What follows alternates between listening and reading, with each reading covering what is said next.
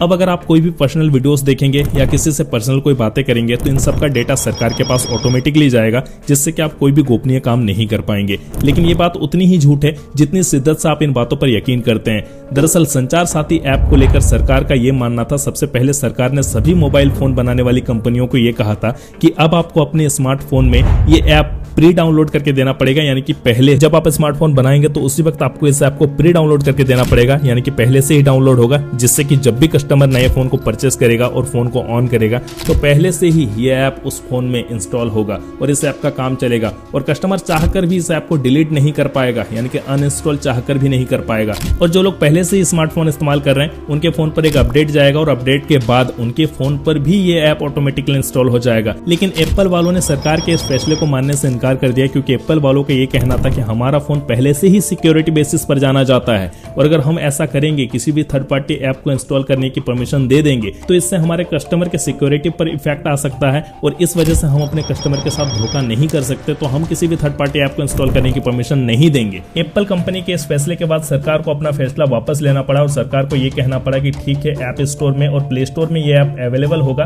और ये डिपेंड करेगा कस्टमर के चॉइस पर कि कस्टमर को ये ऐप डाउनलोड करना है या नहीं करना है। अगर कस्टमर राजी हैं तो डाउनलोड करेंगे और अगर कस्टमर को डिलीट करना हो तो कस्टमर चाहकर इस ऐप को अनइंस्टॉल भी कर पाएंगे। लेकिन दोस्तों, यहाँ पर आपको एक और बात जानना जरूरी है कि क्या सरकार आपके पर्सनल डेटा लेना चाह रहे थे? पर ऐसा बिल्कुल नहीं है। दरअसल इस ऐप का मकसद ये नहीं था कि आप पर्सनल किसी से बात कर रहे हैं या फिर आप अपने फोन पर कोई पर्सनल वीडियोस देख रहे हैं तो इनका डेटा सरकार के पास जाएगा। इस ऐप की कुछ विशेषताएं और कुछ मेन काम है और इसी वजह से इस ऐप को लॉन्च किया गया है, जैसे कि नंबर 1, चोरी और खोए हुए फोन को ब्लॉक करना और फिर से उन्हें अनब्लॉक करना, यानी कि अगर आपका फोन कहीं खो जाता तो आप उसे चाहकर ब्लॉक करवा सकते हैं और जैसे ही आपको अपना फोन मिल जाए तो उसके बाद आप उसे अनब्लॉक करवा के यूज भी कर सकते हैं। और अगर एक बार चोरी हुआ फोन आपका ब्लॉक हो गया तो फिर वो पूरे वर्ल्ड में किसी भी नेटवर्क के साथ नहीं कनेक्ट होगा, फिर चाहे उसका सिम निकालकर दूसरा भी सिम कार्ड क्यों ना भर दें। नंबर 2, आपके नाम पर जारी सिम कार्ड की संख्या की जांच करना कि आपके नाम पर कितने सिम कार्ड जारी हुए हैं। नंबर 3, फोन खरीदने से पहले IMEI की स्थिति की जांच करना, ये मोबाइल का मॉडल नंबर होता है। नंबर 4, AI आधारित टूल जो धोखाधड़ी होने वाले कनेक्शन की पहचान करता है,